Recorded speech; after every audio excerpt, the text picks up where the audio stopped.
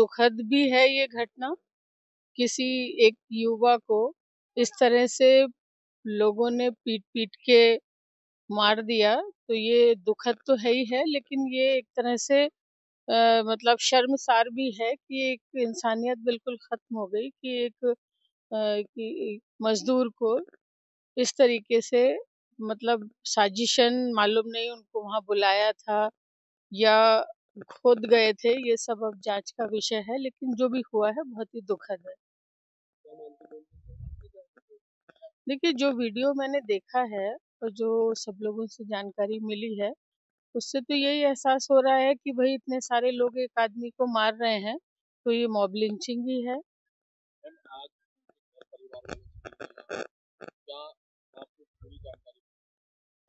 देखिए, यही पता लगा है कि किसी ने उन्हें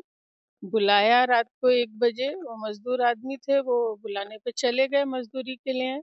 अब बाकी तो पुलिस के पास उनका फ़ोन होगा, उसी से मालूम पड़ेगा कि किसने उन्हें फ़ोन करके बुलाया था। घरवालों को तो मालूम नहीं है, उनकी अपनी बीवी से सिर्फ़ इतना बता के गए थे कि मैं अभी आ रहा हूँ, मतलब कहीं जा रहा हूँ और थोड़ी देर में आ जाऊँगा। देखिए, बिल्कुल नज़रिया तो आप समझ ही रहे हैं कि मतलब घर से बुलाया है, क्योंकि कोई आदमी अगर ऐसा कुछ करना था तो अपने एरिया में करता वो, वहाँ दूसरी इतनी दूर घर से इतनी दूर जाके।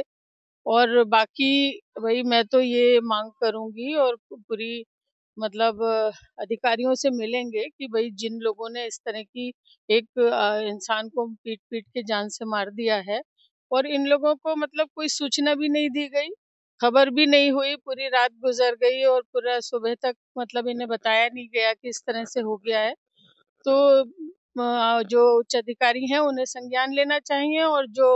इस हरकत को जिन्होंने अंजाम दिया है, उन्हें गिरफ्तार करना चाहिए। मैं ये भी कहती हूँ कि भई जो गौ हत्या है, वो भी सही नहीं है, लेकिन अभी तो विषय ये है कि गौ हत्या करी किसने है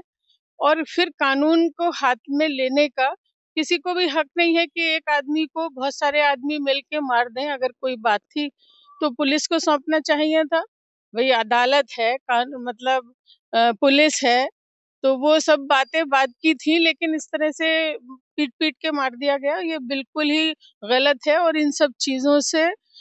इंसानियत भी खत्म हो रही है और इन चीज़ों से देश की भी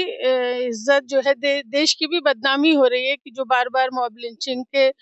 केसेस सामने आ रहे हैं, तो इसमें मतलब तौहीन हो रही है हमारे मुल्क की भी, जो कुछ लोग इस चीज़ों को अंजाम दे रहे हैं।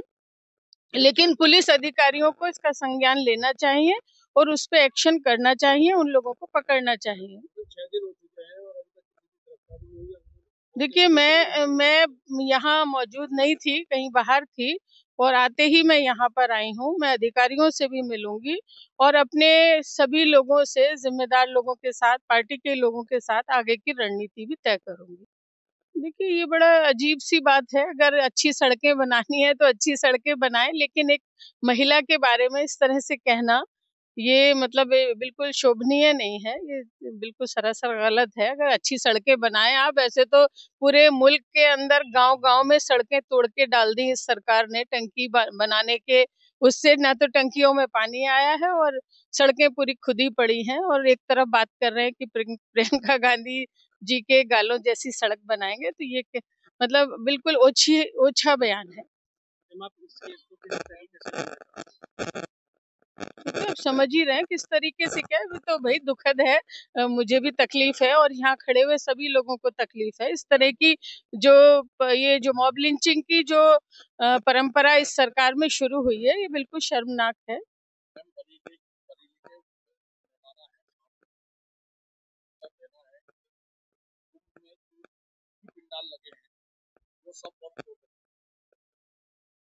देखिए, ये लोग सिर्फ़ चाहते हैं, भ्रमित करना चाहते हैं, ऐसी बयानबाज़ी करना चाहते हैं कि कोई भी विकास की बात ना पूछे, तरक्की की बात ना पूछे, रोज़गार की बात ना पूछे, तालीम की बात ना पूछे, कारोबार की बात ना पूछे। ये सिर्फ़ हमें इधर-उधर भटकाना चाहते हैं, लेकिन मैं सभी लोगों से कहना चाहती हूँ कि अपने काम-धंधे में लगे रहें, अपने बच्चों को पढ़ाई में लगाएँ, अपने बच्चों को स्पोर्ट्स में लगाएँ और इन तरह की बातों पर बिल्कुल ध्यान ना दें।